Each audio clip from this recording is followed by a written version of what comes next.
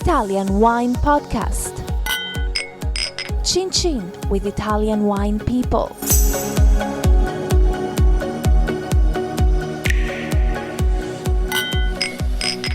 This podcast is brought to you by Native Grape Odyssey. Native Grape Odyssey is an educational project financed by the European Union to promote European wine in Canada, Japan, and Russia. Enjoy. It's from Europe.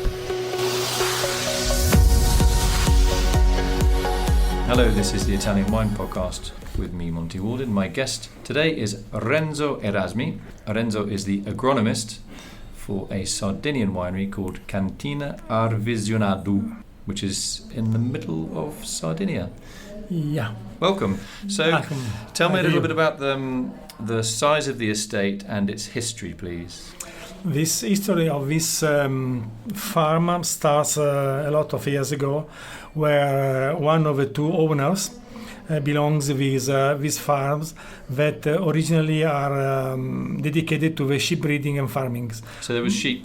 They were shepherds. Sheep, yeah, so that's sheep. a big thing in Sardinia for the pecorino, is what a sheep is called, so pecorino cheese. Yeah. And the middle part of Sardinia is very hilly and isolated, and it was the one area that wasn't conquered ever in 1,000 plus years of invasions by Spain and Napoleon, etc. And so Roman domination also. Yeah. And the Byzantines, etc., Lombards. Yeah. And inside the farm property, as such as in the small villages and the cottages surrounding this area, call it Gocciano, the area where the farm is installed is Gocciano area. So that's the name of the town? Gocciano, yeah. Okay. There is the presence of ancient native white grapes wine. Which so this is the Arvisionadu, is it? Yeah, which is cultivated for centuries by local families to produce a wine that was traditionally offered during traditionally important family events. So like weddings, marriages, funerals. Yeah.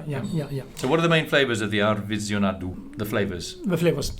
The flavors means earthy and ripe, with very intriguing salty character. Okay, salty. Yeah, and is noteworthy freshness and saltiness. Is a unique expression, redolent in marine character. Very particular because... It's interesting they put marine character when you're quite a long way from the sea. Yeah, it's very strange because in the middle of the Sardinia we have marine character. So this sort of these marine flavours in the white wine, the Arvisionadu. Yeah. So where does that come from? Because this marine character probably comes from the water that we use for the irradiation. Because in this area we have an ancient Roman thermal bath, and the water that comes from the soil is classified as iodic bromide sulfide water. Right, so it's iodine rich. Yeah, so it does not contain chlorine because we don't have water from the common... from the normal water source, because all the tap water is treated with fluoride and chlorine.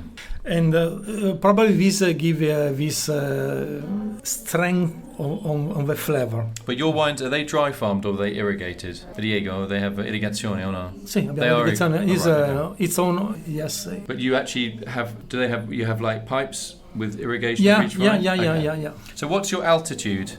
It's between 250 meters to 350 meters. Okay. And how big is the village, the local village? The local village is very, very small. Benitutti is very small, about less than 1,000 people, as all in the surroundings. So apart from wine growing, what are the local economy drivers? It's a rural economy. So it's sheep farming? Sheep farming. Cereal farming? Yes. This is the main Forestry? economy. Not so much. Pigs? But pigs, no. Just sheep. The main sheep and... Okay, so let's go through some of the wines that the Arvisionadu winery makes. We've obviously talked about the Arvisionadu. Arvisionadu seems to be a strange name, but it's derived from the transliteration from the original Latin language albus signatus, marked with white, because the ancient Romans, during their presence on the island, were used to mark with a piece of white chalk everything's worthy of merits. So the Romans liked it then, they marked it with a piece of chalk and that was that. Okay. everything they found nice to use that. Okay, and we can see actually. I mean, we've got some photos. Obviously, you can't see them, people listening, but the soils are very, very white, aren't they? Yeah. Sort of slightly rocky and.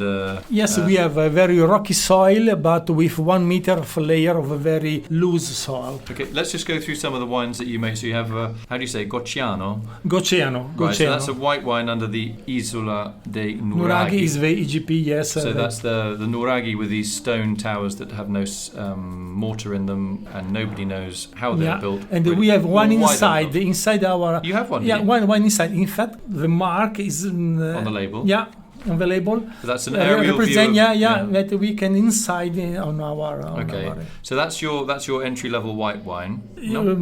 This is we have this kind of wine is our best wine now. Gocciano, yeah. Okay. Because it's 100% of Arvisionadu. And with no oak? No. No oak, okay.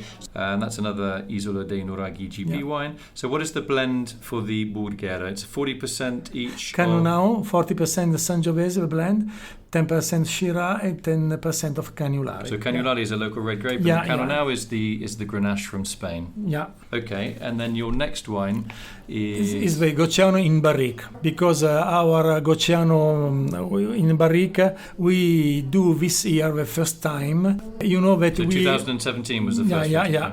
We harvest manually. Right. Okay. So you have two Gocciano white wines, one which is unoaked, and this second one which is in barrel, and that's again with the Arvisionadu. No. That's again with the Arvisionadu. Yeah. Did I pronounce that right?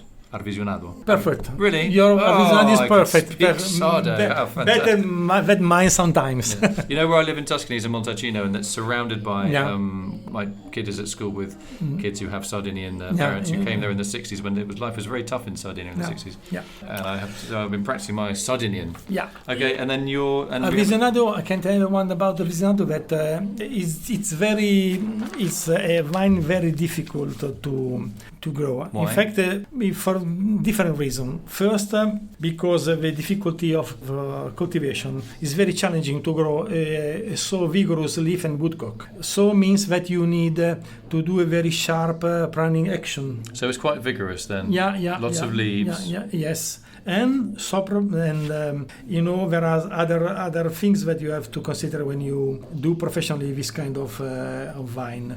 We have a very low yield per hectare, about 50 quintals per hectare. Very a quintal low. is 100 kilos. That's 5 tons per hectare. Yeah. And we have the bunch is very sparse with long, very small berries. So the bunch is loose, which is quite useful. Yeah. Loose cluster. Yeah. So less risk of disease. Yeah. And then we have a very low percentage of a grape must yield. So not much juice then. Yeah, it's about 50% instead of 70% usual. And also these parameters bring a final yields to a very low percentages that confer a very significant tannic concentration. It's also difficult to manage during the fermentation.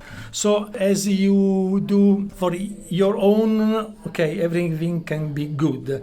But if you do professionally, it takes a lot of time, a lot of concentration to do a good wine. Okay. So it's very important.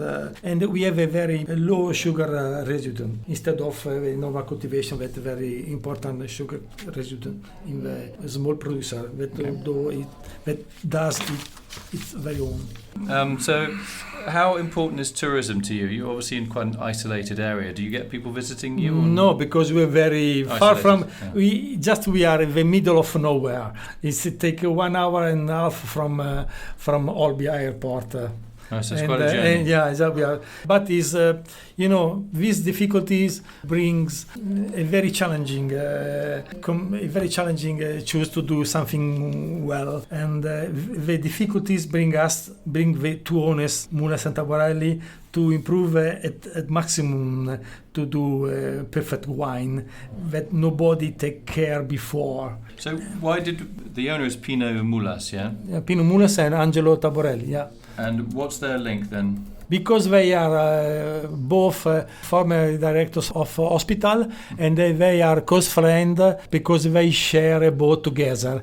Talking about to do wine together, they start to do this professionally. So they bought the vineyard, did they? Yeah. When did they buy it? They start about in 2006. Oh, right, so it's still quite recent then. Yeah. Okay, and how long have you worked there? Were you part of the family? No, I am just a close friend of Angelo Taborelli. Perfect. All right, just want to say thanks to you for coming in today. Sounds like a beautiful place where you are. Yeah. Yeah? Very nice. Yeah, very isolated and... it's very nice place to produce a very good wine.